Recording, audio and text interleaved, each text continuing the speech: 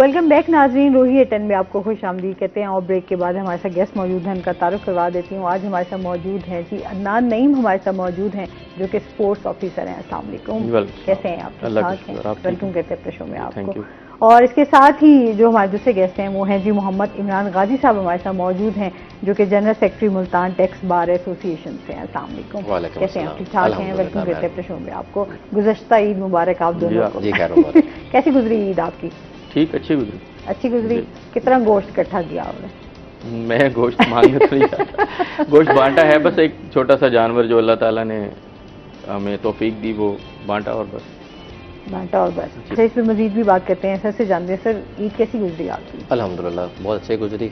और वकील की ईद घर ही गुजरती है, हमें काम ही करने होते हैं। अच्छा, घर में भी क्या काम करते हैं आप? यही टैक्स के। घर में भी टैक्स की बातें, घर की बातें तो नहीं होती भी टैक्स की बातें चलती हैं। जिसकी फाइल आई हुई है उसको तो हमने मुकम्मल करना है। डेडलाइन होती है हमारी 30 जून। ईद दिन ही होता है अपनी फैमिली को भी, क्योंकि मैं कहती हूँ हर बंदे की मसरूफ लाइफ होती है। आपकी बात ठीक है मैडम। ऐसे कि हमारा FBR जो है वो 30 जून हमारा माली साल एंड हो रहा था, तो 27, 28 और 30 खुला था हमारा FBR। और अगर FBR हमारा ओपन है तो उसका वकील सुकून में नहीं बैठ सकता। हमने अपनी प्रोटेक्शन देनी होती है अपने क्लाइंट्स को भी, और उनके मामलात को देखना होता है, तो हम FBR के साथ चल रहे होते हैं। और अच्छा, मतलब आपने फुल टाइम जो है वो फुल टाइम हमारा ईद वाले दिन भी हमारा क्लाइंट्स के फोन आ रहे हैं कि जी कि 30 जून का हमारा केस लगा हुआ है और आपने इसको देखना है। फैमिली ने शिकायत नहीं की? आज भी फैमिली आदि हो जाती है जी, वकील की फैमिली जो होती है वो उसको पता है कि जी कि अब हमारा से इसका ताल्लुक कम हो गया और इसके क्लाइंटेज के साथ इसका जो जिम्मेदारी इसने ले ली है वो उसने पूरी करनी है। वो कहेंगे घर में भी अब अगर हम कोई बात भी करेंगे ना तो ये टैक्स की बात कर देंगे। एक घर वालों से नहीं तो कहते टैक्स देना है आप लोगों ने? नहीं, घर वाले पूरा दे रहे हैं जी।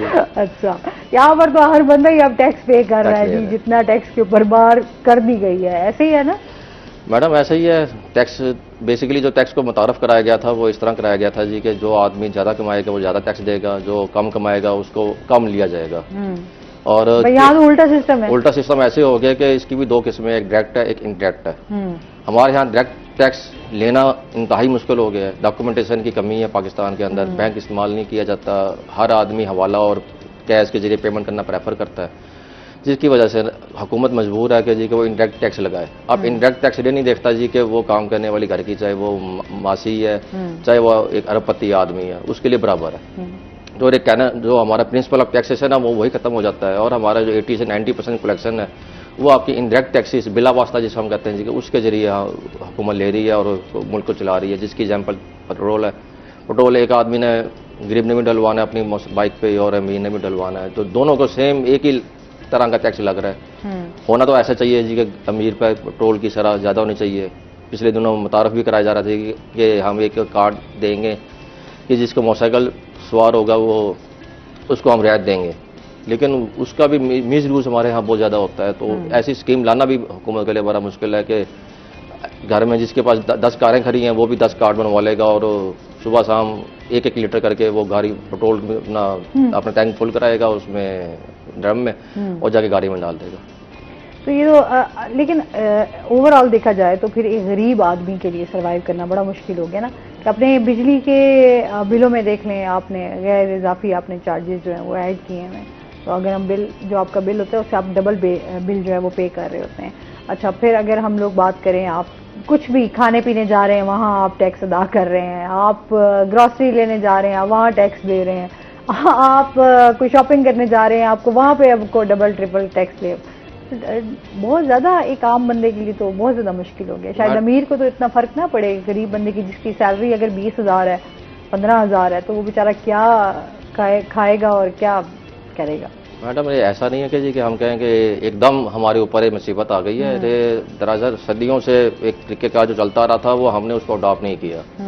पहले 1971 में हमने इंडस्ट्री को नेशनलाइज कर दिया, उसके बाद कौमी इदारों से इंडस्ट्री चली नहीं, फिर उनको वापस बेचा गया। हम हुकूमत अब तक किसी भी, मैं आज इस हुकूमत की बात नहीं कर रहा, ओवरऑल पिछले 50 सालों में आप देख लें हुकूमत डिलीवर नहीं कर सकी इंडस्ट्री को, कि उनके मसाइल को हल नहीं कर सकी, उनको सुन नहीं सकी, उनको बुलाकर उनके साथ एक हमने रिसर्च ही नहीं की कि हम अपनी इंडस्ट्री को पाकिस्तान में दुनिया के लेवल पर कैसे कम्पीट करें। अब बैलेंस ऑफ पेमेंट्स हमारी ऐसी हो गई हैं कि हम बाहर से तो पसंद करते हैं जी कि टूथपेस्ट भी हम इंग्लैंड की लें, पाकिस्तानी टूथपेस्ट भी आप शायद हम में से कोई भी इस्तेमाल ना करता हो जी कि यार उसकी क्वालिटी इतनी अच्छी नहीं है, चाहे कंपनी कोलगेट एक ही कंपनी है, लेकिन जो क्वालिटी वहाँ की आएगी आपको इंग्लैंड की और पाकिस्तान में फ़र्क होगा। तो पाकिस्तान की क्वालिटी जो बनाई जाती है वो लोकल लेवल पर उसी अखराजात को मद्देनजर रख के बनाई जाती है। इस वक्त इंडस्ट्री के अखराजात बहुत ज़्यादा है, हम इंटरनेशनल मार्केट को कम्पीट नहीं कर पा रहे। बात करें रिसेंटली तो अब तो इंडस्ट्रीज जो हैं वो बंद हो रही हैं, अब तो बिल्कुल ही वो कहते हैं ना हालात आपके मजीद खराब हो रहे हैं, लोग जो है वो बेरोजगार ज़्यादा हो जाएंगे। इस तरह जाहिर सी बात है हुकूमत को चाहिए कि एक्सपोर्ट सेक्टर जो हमारा है ना कम से कम उसको रिलीफ दे। अब एक्सपोर्ट सेक्टर हमारा टेक्सटाइल था, अगर कॉटन जिनर थे, उसको भी उन्होंने टैक्स की मद में इतना ज़्यादा ले आए हैं कि जी वो जो कॉटन जिनिंग जो पाकिस्तान में दुनिया में तीसरे और पांचवें लेवल पे होती थी वो अब समझ ले आखिरी लेवल पे चली गई है। तो कम से कम अपनी कॉटन की जो प्रोडक्ट है इसको तो बचा लें। हुकूमत को चाहिए कि अभी भी होश के नाखन लें और एक रिसर्च इदारे बनाए जाए, कॉटन को हम रिसर्च करें। एक्सपोर्ट क्वालिटी जो हमारी जो एक्सपोर्ट होती है ऐसी चीज़ें ऐसे ही है। हमने कभी वैसे अपनी एक्सपोर्ट की तरफ तो तवज्जो दी ही नहीं है माशाल्लाह से, हमने हमेशा इंपोर्ट की तरफ ही गए हैं। और फिर अगर जिस तरह बात की जाती है अभी भी हम देखते हैं सुनते हैं, हुकूमत हमारी बात करती है जी पाकिस्तानी जो हमारी यहाँ पर चीज़ें बन रही हैं उनको प्रमोट और वाकई करना चाहिए, ये कोई बुरी बात नहीं है, बट मैं कहती हूँ फिर क्वालिटी का मेयार भी उतना रखना चाहिए आपको कि फिर आपकी ये चीज़ें जो है वो बेहतर हो सकें और फिर आपको इम्पोर्ट करने की ज़रूरत ही ना पड़े। यहाँ भी हमारी कैटेगरीज बना दी जाती हैं कि आपकी ये ए है, फिर A+ है, फिर आपकी B है, C है, फिर आपने उस तरह कैटेगरीज बना के आपने उन चीज़ों को दे दिया है, तो फिर लोग जो है वो ज़्यादा फिर यही कोशिश करते हैं कि जी इम्पोर्टेड चीज़ों को ही आप वैल्यू करें। महंगे में तो वो सस्ती भी आती हैं। और दूसरे नंबर पर पाकिस्तान में हमारी जो इंडस्ट्री है वो फिर अब आपकी बिजली देख लें, आप अगर 2 AC घर में चला रहे हैं तो आपका कम से कम 80,000 से 1 लाख रुपए बिल है। जी जी बिल तो और बिल तो ना ही पूछ रहे हैं अल्लाह माफ़ और बिजली कीजिए। का बिल आप देना ना कमर तोड़ दिए बिजली के बिलों ने। ऐसे ही इसमें इतने टैक्सेस हैं, फिर उसके बाद फ्यूल प्राइस एडजस्टमेंट्स हैं। लेकिन इस बार हुकूमत ने एक अच्छा कदम लिया है, उन्होंने जो चोरी के जो बिजली की चोरी हो रही है इसको रोकने के लिए कि जी डिवाइड करते हैं, सूबों को अलग अलग कर एक कॉस्ट सेंटर बना रहे हैं कि हर सूबा अपनी बिजली का हिसाब अलग रखेगा। अच्छा। और उसका ये फायदा होगा जी कि पंजाब में जो बिजली की शरह एक चोरी की कम है बनिस्बत बाकी सूबों के, तो पंजाब को कुछ तो रिलीफ मिलेगा। इस वक्त तो हम बिजली के बिल पूरे पाकिस्तान पे हम सारा कॉस्ट जो है हमारे पे तकसीम होकर आ रही है पंजाब के ऊपर, और हम देखने में तो सुनने में यही आता है जी कि बाकी सूबे हैं वो एक महरूमी का शिकार है। बेसिकली महरूमी हमारी अवाम के ऊपर भी इस तरह सच हम आवाज़ नहीं उठाते कि जी अल्हम्दुलिल्लाह जरा इधर सहूलतें हैं, लेकिन उस सहूलतों की हम कॉस्ट क्या दे रहे हैं, वो हम पूरे पाकिस्तान की कॉस्ट पे कर रहे हैं बिजली के ऊपर। वही बात आ रही है ना, टैक्स के हवाले से ठीक है, टैक्स हमारे लिए अहम भी है हमारी मुल्क की मईशत को बेहतर करने में, लेकिन बात यह है कि उन लोगों को सामने आना चाहिए जो लोग कमा रहे हैं, बहुत ज़्यादा कमा रहे हैं, जो गरीब बेचारे उनको तो मत पीसें, उनके लिए तो आसानियाँ करें। ये हमारे लिए बड़ा मुश्किल एक टास्क भी है इस टाइम हुकूमत के लिए भी। अच्छा, इस पर मजीद भी बात करते हैं, नाज़रीन अभी हमने जाना है ब्रेक पे, हमारे साथ रहिएगा।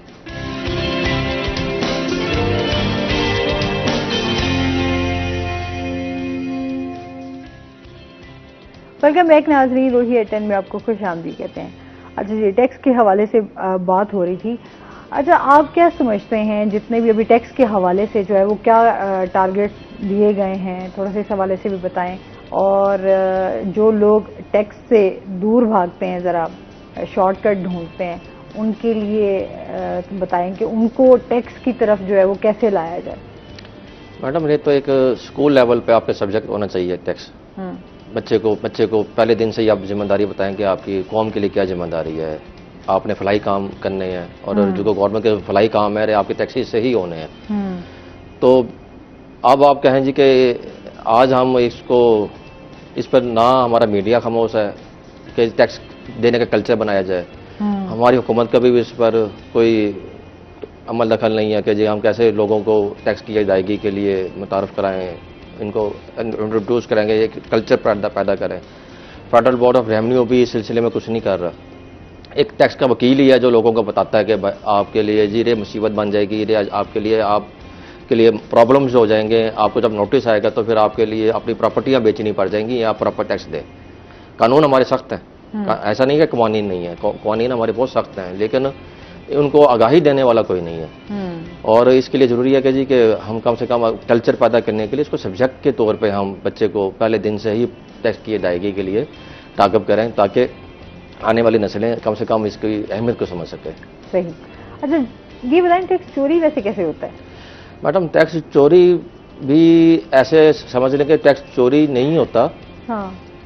टैक्स के सिस्टम में कुछ लूप होल्स होते हैं जिसको वो इस्तेमाल करते हैं। इस वक्त टैक्स चोरी करना नामुमकिन सी बात है। आप एडवांस, हुकूमत हमारी चली एडवांस टैक्स पे रही है, वो ये नहीं पूछती कि जी कि साल बाद आपने क्या कमाया और आपने इस पर कमाने के बाद क्या टैक्स बनता है, आप साल बाद आएँ और हमें आगे दे दें। आपकी सैलरी में से पहले दिन ही टैक्स कटना शुरू हो जाएगा, जो कि अगले साल का होगा। जुलाई शुरू हो गया 2023, आपका टैक्स ईयर 2024 जिसका गसवारा आपने आज से 15 महीने बाद जमा कराना है, इस महीने की सैलरी में से कट जाएगा। आज आप कोई ट्रांजैक्शन कर रहे हैं बिजनेस के, आपका टैक्स कट जाएगा। अच्छा, अभी रिसेंटली इस पे भी उन्होंने कर दिया है, कार्ड पे के हवाले से भी आप इतने पैसे निकलवाएंगे तो उस पे भी आपको टैक्स कट जाएगा। हाँ। और वो जो टैक्स कटेगा आपका नॉन फाइलर के लिए 0.6%, तो उसके लिए अब अगले साल 15 महीने बाद आपने जाके गुस्वारे में बताना है जी कि मेरा इतना टैक्स बनता था, आपने मुझे फालतू ले लिया जिसमें से मुझे वापस किया जाए। और फिर वापसी का एक ऐसा सिस्टम हमारा है ही नहीं कि हम गवर्नमेंट से पैसे ले सकें। अच्छा मैडम, इसमें हमारा एक अहम बात आपने की है कि इसमें दो तरह के लोग होते हैं। एक वो जो नॉन फाइलर ऐसे हैं जिसने गुस्वारा जमा कराना था वो नहीं जमा कराता, और एक नॉन फाइलर वो है जिसके ऊपर FBR की तरफ से हमारा इनकम टैक्स ऑर्डिनेंस कहता ही नहीं कि जी आपने टैक्स जमा कराना है। अब एक गरीब आदमी है जिसने जमा पूंजी पूरी फैमिली की मिलाकर एक बैंक में उन्होंने जमा करा दिया, और अगर वो जाता है वो 50,000 से ऊपर पैसे निकलवाता है तो उस पर टैक्स क्यों लगे? 4 आदमी 10 कमाने वाले हैं, वो सारे मिलकर एक महीने में अगर एक अकाउंट में पैसे जमा कराते हैं और प्रॉपर्टी लेने जाते हैं और 10 लाख 20 लाख निकलवाते हैं, वो कई सालों बाद का उनकी इन्वेस्टमेंट है, उन्होंने एक सेविंग्स है उनकी, तो उसको क्यों टैक्स दें? इसके लिए 10th शेड्यूल है हमारा FBR का, इनकम टैक्स ऑर्डिनेंस का। वो कहता है जी कि आप इसके लिए अप्लाई करेंगे कमिश्नर को। अगर आप प्रॉपर्टी लेने गए हैं और आप समझते हैं जी कि आपको गुस्वारा जमा कराने की रिक्वायरमेंट जो कानून में दी गई है हमारे सेक्शन में, उस पर आप पूरे नहीं आते, आप गरीब हैं, तो उसको भी उन्होंने रियायत दी हुई है, एग्जम्पशंस है उनके लिए। लेकिन उसको लेना पिछले कई सालों से कानून मौजूद है, लेकिन आज तक आपने नहीं सुना होगा जी कि कोई गया हो प्रॉपर्टी लेने। आप प्रॉपर्टी लेने जाएंगे, एलबीएन सबसे बड़ा क्या होता है, वो प्राउड बात है, वो आपसे 2000 रुपये लेंगे और आपको कहें जी कि हम अभी आपको फाइलर करते हैं। फाइलर करने के बाद वो आपको इस नेटवर्क में ले आए हैं, आपकी रिक्वायरमेंट ही नहीं है। आप जो इसकी मिनिमम थ्रेश होल्ड है एक गुस्वारा जमा कराने की, आप उसमें फॉल ही नहीं करते, तो आप क्यों गुस्वारा जमा करा रहे हैं? उसके लिए मैकेनिज्म है कि आप जो रजिस्ट्रार साहब बैठे हैं वहाँ प्रॉपर्टियों वाले, आप उसको एप्लीकेशन देंगे, रजिस्ट्रार साहब वो एप्लीकेशन अपने कमिश्नर को भेजेगा हमारे FBR के, और अगर वो 30 दिन में जवाब नहीं देता कमिश्नर पूछने के लिए जी कि क्या मैं एक गुस्वारा जमा कराने के लिए अहल भी हूँ, क्या मेरा कानून मुझे क्या मुझे उस कानून में आता हूँ कि मैं गुस्वारा जमा कराऊँ, और अगर मैं उस 30 दिन में कमिश्नर जवाब नहीं देगा तो रजिस्ट्रार मुझसे एडवांस टैक्स प्रॉपर्टी पर बैंक जो हो गया मुझसे विद होल्डिंग टैक्स नहीं लेगा।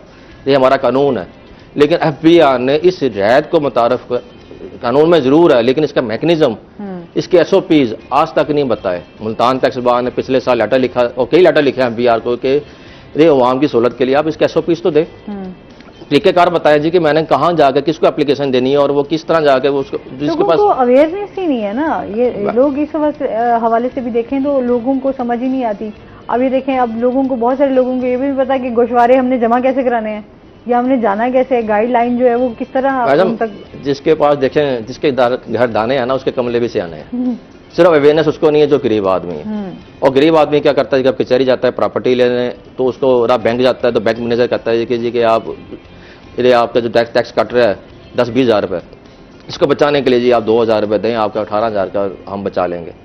वो 2,000 रुपये जो लॉस होता है ना उसका 2,000 दे के वो एक अपना गुस्वारा जो एक ऐसे फर्जी गुस्वारा भर देता है जिसमें फैक्ट्स ही नहीं होते, एक खाली ऐसे समझ ले कि एक पेज मैंने आपको पकड़ा दिया और कमिश्नर को ऑनलाइन चला गया है वो खाली पेज। जब वो बाद में कमिश्नर उसको जब नोटिस करता है, अब उसे कमिश्नर को तो नहीं मालूम जी कि इसका पीछे किसी टाउट ने इसका गुस्वारा जमा कराया है, किसी फर्जी शख्स ने इसका गुस्वारा जमा कराया है, क्या इसने 2,000 में किस मुसीबत में बैठ के जमा करवाया, उसके लिए तो वो समझ गया जी कि आज ये कानून के ज़मरे में आ गया तो है। सर इसके ऊपर चेक एंड बैलेंस नहीं है? जो इस तरह के लोग मौजूद हैं, जो इस तरह की हरकतें करते हैं और लोगों को इस हवाले से लूट लेते हैं। इसमें मैडम हमारा ना जो टैक्स का निज़ाम है ना, उसमें सबसे बड़ा जो ड्रॉबैक है वो ऐसा है कि इसमें वकील की रिक्वायरमेंट नहीं है आपको।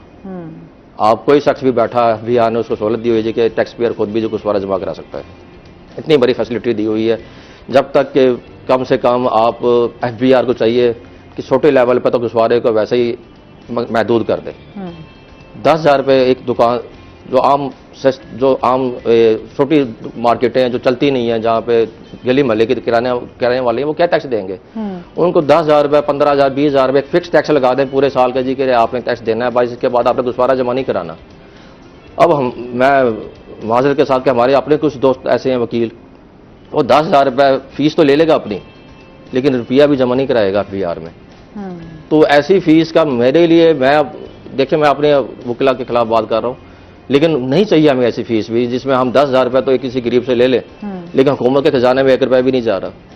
तो हमें चाहिए, हुकूमत को चाहिए कि कम से कम ऐसे केसेस को वो अजम्पशन दे दें कि जी आप 10,000, 15,000, 20,000 जो वकील की फीस देनी है, उसके बाद जो फिर आपको नोटिस आने हैं, उसके बाद आपने फिर भागना है, उसके ऊपर हज़ारों लाखों आपने खर्च करने, ख़त्म कराने के लिए हाई लिटिगेशन में जब आप जाते हैं।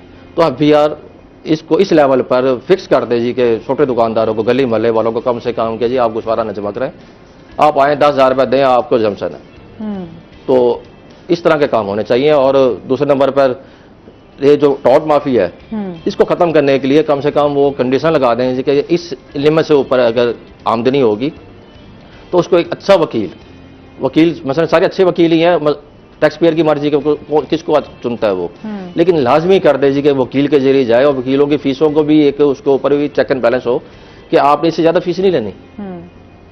और कंपटीशन अगर हेल्दी होगा तो जारी बात है कि यहाँ पर जिस 5-5 हज़ार पर भी अच्छा वकील भी मजबूर होता है बाज़ दफ़ा, अगर उसके घर में हालात ऐसे ही हैं, पूरी इंडस्ट्री के हालात ऐसे हैं और पूरे मुल्क के हालात ऐसे हैं कि जी कि अब अगर कोई कस्टमर आ जाए तो हम कहते हैं कि बिस्मिल्लाह रे खाली ना जाए। तो बड़ी सख्त बातें कर रहे हैं आज आप। कंपटीशन हमारा बहुत हमारे बाकी वकला भाई जो है ना वो कहीं नाराज ही ना हो जाए। मैडम आप कचहरी के हालात आपके सामने है, वकीला के हालात आपके सामने है, पूरे मुल्क के हालात आपके सामने है कि एक मजदूर जो जिसका घर आप आज 3,000 रुपये दिहाड़ी पे भी नहीं चलता, वो 1,500 में भी आपको मिल जाएगा। तो मजबूरी में देखें आपके ना आपका इस्तेसाल सबका ही हो रहा है, हालात ऐसे हो गए हैं। वो जाहिर सी बात है ना, जिस तरह हम बात कर रहे थे कि अब आपकी जो लाइफस्टाइल आपने जो अपने, मैं समझती हूँ जो मिडिल क्लास फैमिली है ना वो बहुत ज़्यादा इसमें पिसी गई है। एक तो गरीब है ही है ना, उसको इतना फर्क नहीं पड़ता, लेकिन जाहिर सी बात है जो अमीर है उसको भी इतना ज़्यादा, जिसके पास बहुत ज़्यादा पैसा है या वो साहिब इस्तात है, उसके लिए भी कोई फर्क नहीं पड़ता। जो मिडिल क्लास है वो बेचारा इन्हीं चीज़ों को पूरा करते करते ना पिस जाता है। तो अभी तो हालात ही इस तरह के हुए हैं कि लोग बहुत ज़्यादा परेशान हैं। और जिस तरह हम अभी बात कर रहे थे कि टैक्स की बहुत ज़्यादा जो है वो भरमार कर रहे हैं, तो हमारी तो इंडस्ट्रीज ही बंद हो रही हैं, तो फिर हमारा मुल्क जो है, आप क्या समझते हैं हमारी मईशत जो है वो किस तरह बेहतर होगी? मैडम सबसे पहले तो मैं बात करूंगा जी कि जो कानून बनाने वाले हैं वो, आपने बड़ी अच्छी बात की कि जो अमीर है वो अमीर है, जो गरीब है, दरमियान में जो सफेद पोश तबका है वो इस वक्त बहुत बुरे हालात में है। तो हमारे कानून बनाने वाले उस तबके में से हैं जो बहुत अमीर है, उनको मालूम ही नहीं कि जी कि गरीब के मसाइल क्या हैं, सफेद पोश के मसाइल क्या हैं। कम से कम हमारे जो कानून बनाने वाले लोग हैं उनमें हमारी नुमाइंदगी होनी चाहिए, टैक्स बार की नुमाइंदगी होनी चाहिए, चैम्बर ऑफ कॉमर्स की नुमाइंदगी होनी चाहिए। कानून बनाते हुए पूरी दुनिया में एक नया टैक्स लगाते हुए इन सब से मुसावरत की जाती है, इनको अपना लिया जाता है के डिस्कशन के अंदर जी कि हम नया टैक्स लगाने जा रहे हैं, इसकी इम्प्लीमेंटेशन क्या होगी। आप एक नया कारोबार करने लगते हैं तो आप 10 साल की फिजिबिलिटी बना के बैंक को देते हैं, बैंक फिर लोन देता है, और आप एक ऐसा टैक्स लगा रहे हैं जिसको आपको पता ही नहीं है कि गरीब के ऊपर क्या इम्पैक्ट होगा, जिसकी आपने फिजिबिलिटी नहीं बनाई, जिसके ऊपर आपने किसी इकोनॉमिक्स दान से आपने किसी एक मसावट नहीं की। सिर्फ आप बैठे हैं ऊपर असेंबली में, आपको IMF का एक आता है ऑर्डर के जी कि आपने इतनी वसूली करनी है और आप एक नया टैक्स लगा देते हैं। इस बार सेल टैक्स में इन्होंने मार्च के अंदर 17% से 18 की है, और सबसे बड़ा जो इन्होंने एक पेनलाइज करने के लिए बेसिकली एक सेक्शन इन्होंने मुतारफ कराया था सेल टैक्स में कि जो लोग नॉन रजिस्टर्ड है सेल टैक्स में, उनको फर्दर एक थोड़ा सा ना बोझ दिया जाए। 2015 के करीब आया था, उस वक्त था 1%, उसको 2 किया, 3 किया, इस साल माशाल्लाह उसको 4% कर दिया। आप देखें 18% सेल टैक्स वैसे वो दे रहा है, उससे चार्ज करेगा, 4% उसको एक्स्ट्रा कॉस्ट बननी है, और उस 4% की एक्स्ट्रा कॉस्ट के साथ वो 22% जब टैक्स देगा तो उसने तो गरीब को ये चार्ज करना है। और फिर हमारा इनकम टैक्स का सबसे बड़ा अलमिया ये है कि आप टैक्स चाहे आप 200% बढ़ा दें, इंडस्ट्री नहीं देती, आपकी अवाम दे रही है, कंज्यूमर दे रहा है। बिल्कुल ऐसे ही है। अवाम कोई हर जगह जो है ना, इनकम का मतलब क्या नहीं है है, कहीं पे। इनकम का मतलब क्या है कि आपकी इनकम क्या हुई है। मैं साल बाद बैठूं और साल बाद अपना एक हिसाब कैलकुलेशन करके बताऊं जी कि मुझे 2 अरब मुनाफा हुआ, मिसाल दे रहा हूं एक इंडस्ट्री की, उस 2 अरब में से मैंने 30%, 35%, 40% टैक्स दे दिए, वो मैंने अपनी इनकम में से देना है। मैं क्या करता हूं, मैंने अपना 2 अरब का मुनाफा सोच लिया, जो टैक्स देना है वो भी मैंने एडवांस कैलकुलेट कर लिया, और मैं जो अपनी प्रोडक्ट की कॉस्ट लगाऊंगा वो टैक्स शामिल करके करूंगा। तो हुकूमत को चाहिए कि कम से कम जो हमारा मार्केट में प्राइसेस कंट्रोल सिस्टम है उसको मजबूत करें। बिल्कुल, इस पे मजीद भी हम बात करते हैं। नाज़रीन, अभी हमने जाना ब्रेक पे, हमारे साथ रहिएगा। जहाँ फैसिलिटीज की बात हो रही है, थोड़ा सा आपसे भी जान लेते हैं, टैक्स के हवाले से कोई रिलीफ भी मिला है आवाम को? थोड़ा सा इस हवाले से भी बताएंगे, कोई टैक्स के हवाले से जितने भी हमारे यहाँ पर नाज़रीन हैं वो देख रहे हैं, जो फाइलर हैं और उनको क्या फ़ायदा होगा, जो नॉन फाइलर हैं उनको कितना नुकसान होगा? देखिए जी मैडम, इस वक्त तो मजाक बन गया एक कि पाकिस्तान में 2 कौमें हैं, एक फाइलर एक नॉन फाइलर। बेसिकली जो फाइलर जितने बनने थे मैक्सिमम बन गए हैं। ठीक है। अब ज़बरदस्ती वाली बात है, अब हदफ पूरा करने के लिए आप IMF को फर्जी, आप घर में जो आपका चपरासी है उसको भी आप फाइलर बना के भेज दें। जितने भी आपके सरकारी मुलाजिम हैं, चाहे वो दर्जा 1 का है, चाहे वो 21वें स्केल का, उसको भी फाइलर बना के भेज दें, वो तो टैक्स कट रहा है उनका। ये तो सिर्फ हम भी तादाद पूरी कर रहे हैं। बाकी जो रिलीफ की बात की आपने बजट में, तो उस सेंस में मैं बात करूंगा जी कि अभी आया ही 4 महीने का बजट है, हुकूमत 4 महीने की रह गई है, फंड्स पता नहीं मिलते कि नहीं मिलते। सिर्फ इन्होंने अभी तो मिनी बजट भी आएगा। नंबर गेम्स इन्होंने पूरी कर दी हैं, और इस पर सबसे ज्यादा जो उन्होंने गैर महसूस तरीके से, मसला महसूस नहीं उन्होंने कराया, नया टैक्स नहीं दिया, बज़ाहिर उन्होंने रिलीफ दिया है। आपको सेहत के लिए फंड्स दिए हैं, एग्रीकल्चर के लिए दिए हैं, उसके अलावा आपके स्पोर्ट्स के लिए फंड्स उन्होंने एलोकेट तो कर दिए हैं। नया उन्होंने टैक्स नहीं लगाया, लेकिन टेक्निकली उन्होंने कुछ ऐसे रेट बढ़ा दिए हैं कि वो कलेक्शन उससे ज्यादा हो जाएगी, और इनडायरेक्ट टैक्स आपको जो आम गरीब आदमी है उसको बोझ पड़ेगा। बिल्कुल ऐसे। इस पर मुल्तान टैक्स बार हम उसके क्योंकि नुमाइंदे हैं, हमारे सदर मलिक खादम हुसैन मितला साहब हैं, और हमारी जितनी भी टीम है उसमें बहुत काम कर रही है कि इसको हम कैसे हुकूमत को, और अल्हम्दुलिल्लाह हम पाकिस्तान में हमारी वाहिद बार है जो हुकूमत को बताती है लिख के। हमारा हर दूसरे तीसरे दिन और 5वें दिन एक लेटर जाता है कि जी आप ये काम इस तरह हमारी नुमाइंदगी हो जाए, कि अवाम की नुमाइंदगी हो जाए। बेसिकली हम अवाम है, हमारे पास एक चौकीदार ने भी आना है, हमारे पास एक सबने आना है, दर्जा 4 के मुलाजिम ने भी आना है। मसाइल ही बहुत है ना हमारे, तो छोटे छोटे मसाइल ही गिनते जाएं तो बहुत सारे। और हमारे पास गरीब आदमी ने भी आना है जिसने बताना है जी कि यार मेरे टैक्स कट रहा है बैंक से, क्यों कट रहा है। अच्छा जी, बहुत शुक्रिया आपका, आप हमारे शो का हिस्सा बने और काफ़ी अवेयरनेस भी हमारे व्यूअर्स तक पहुंची। आपका भी नवीन बहुत शुक्रिया, अच्छा लगा। स्पोर्ट्स के वाले से बात हुई। इसके साथ ही नाजरीन, आज का शो यहीं पर ख़त्म हुआ। अपना बहुत सारा ख्याल रखिएगा, दुआओं में याद रखिएगा। इंशाल्लाह ज़िंदगी ने साथ दिया तो सुबह से फिर मुलाकात होगी। अल्लाह हाफ़िज़।